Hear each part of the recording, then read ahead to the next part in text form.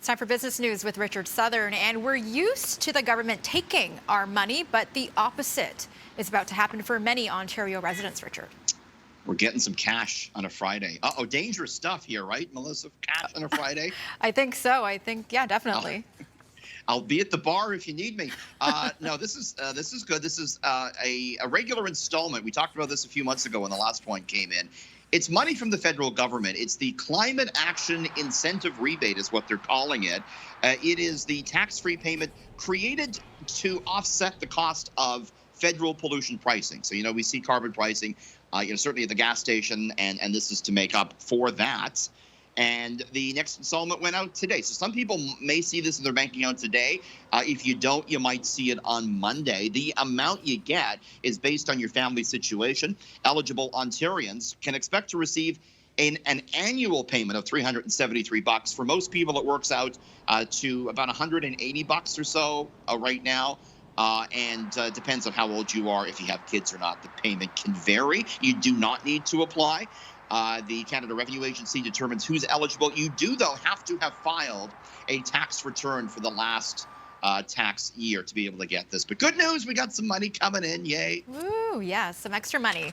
Now, with everything costing more these days, some couples are struggling even to afford a simple date. Inflation is so out of control, Melissa, that we can't even afford to find love anymore. Isn't that depressing? We can't That sounds even very go on sad. a date. Yes, very, very sad.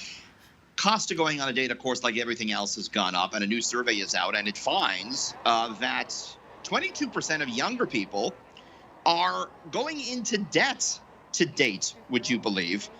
Lending treated this survey, and they found the average cost of a date these days is $91. I mean, you think about it, new clothes, roses, a fancy dinner, maybe a concert, all those things have gone up this year. Even a quiet night at home with a bottle of wine and some takeout, that's far from cheap, too. 1 in 5 say they're going on fewer or no dates because of inflation. 32% say they'll still go even if they can't afford it. And get this, Melissa, 6% say they've had their credit card declined on a first date. How awkward is that?